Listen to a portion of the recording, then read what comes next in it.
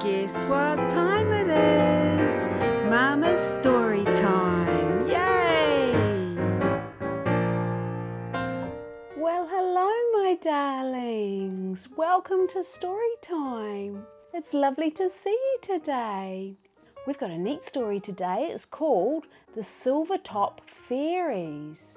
I haven't read this one before, so I'm excited to see what happens. Let's get started. Ella and Peter were a poor woodcutter's children who lived in a high mountain valley. Their bedroom was an attic, and through its little round window they could see the glistening peak of Silvertop Mountain. Oh, it's a big mountain, isn't it? Silvertop Mountain was famous. People said that it was the home of fairies who left silver coins under the pillows of sleeping children. I wish the Silvertop Fairies would visit us, said Ella one evening. Then we could buy Mother a new shawl and Father the new boots that he needs. Yeah, said Peter, but are fairies real? Are fairies real? Don't know. Next morning, the children set out to gather wild strawberries from the woods and slopes of their valley. They knew many shady places where the plants grew, and their path took them to the foot of Silvertop Mountain, where an old woman sat resting in the shade. The old woman looked very tired. The children asked if they could help her, and she replied in a faint voice, I am sick, children. I am sick from the heat, and there is only one thing that will cure me. I need summer snow to cool me down. Summer snow? The children wondered where they could find such a thing. Then Ella remembered that there was snow at the peak of Silvertop Mountain. Up there, people said, it was so high and cold that the snow stayed all year round. We will bring you summer snow, said the children, and they set off to climb the mountain, following the rough track that led all the way up. The path took them through pine woods where crimson crossbills fluttered among the trees.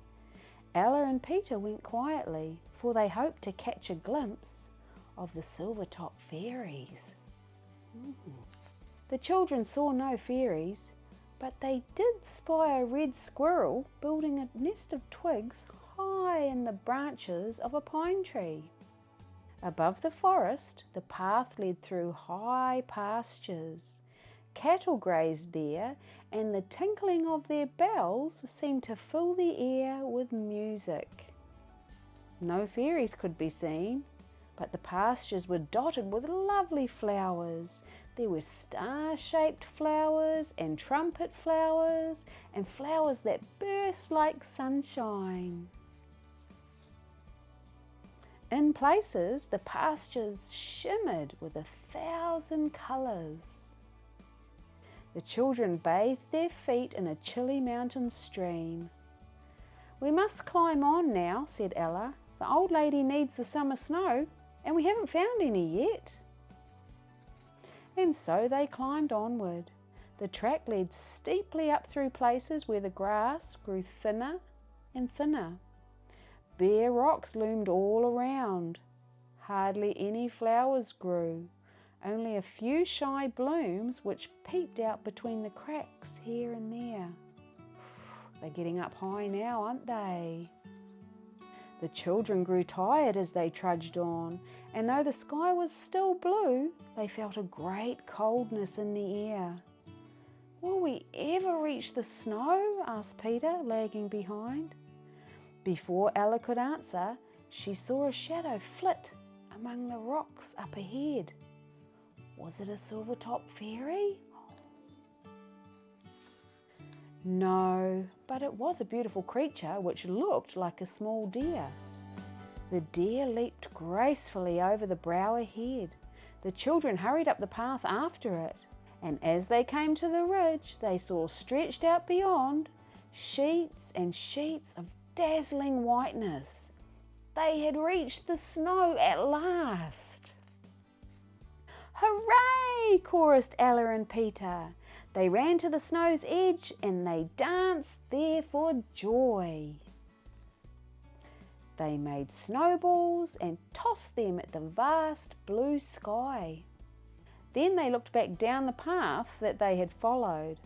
Far, far below they could see their own green valley with its woods and fields and cottages. They are up high, aren't they? We must hurry now, said Ella. Quick, let's fill the basket. When they had piled the basket high with snow, the two children hurried back down the path. They came down much faster than they had gone up.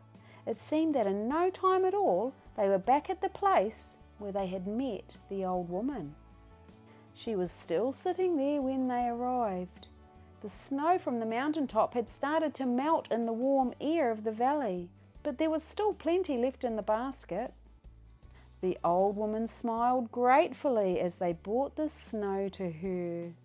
They described all the wonderful things they had seen on their adventure. We even made summer snowballs, Peter laughed. And did you meet a Silvertop fairy? The old woman asked.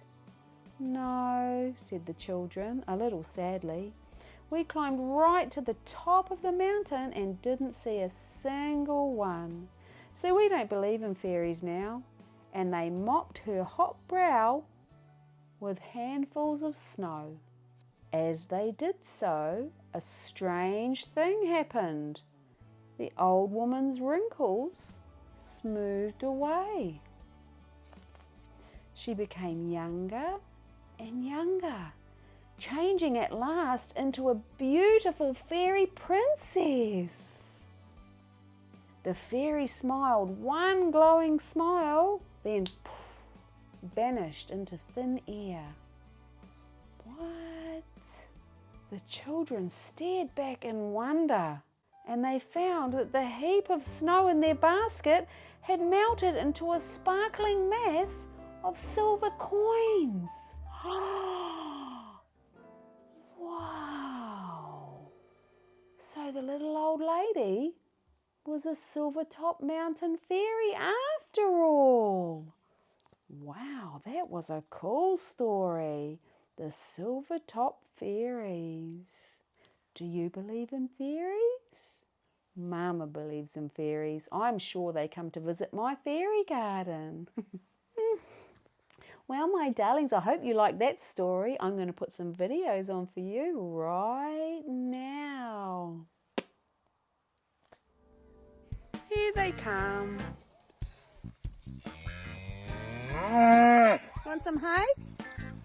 Hey? You want some hay? Shall we get some? Hey, babies. Getting big. Morning.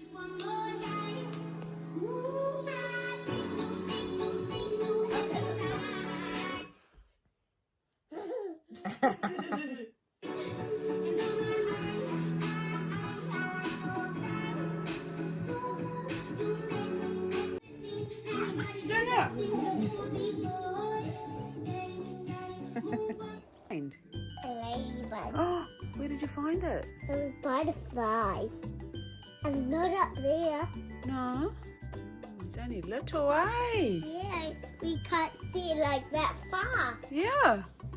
I'm going to show you. Hi, Blippi. Where is it? Come. Fly over by these flies.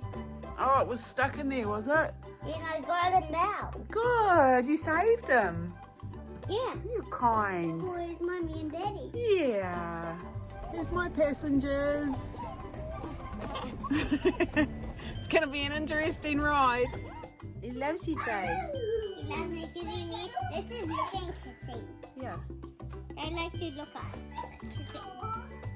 He take them off.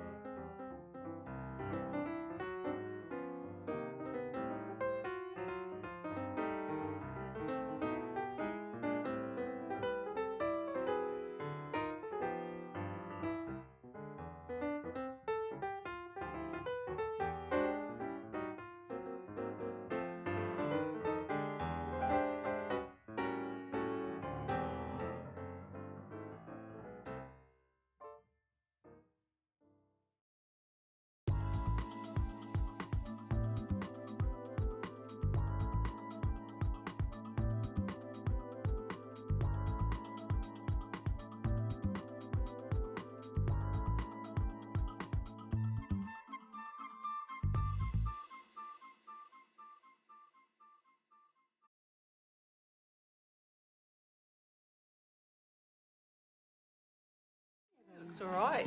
He's putting him to sleep. You're such a good big cousin. Good cousin. Corbin, do you love Winnie? Yeah, gentle face. Boop. Boop.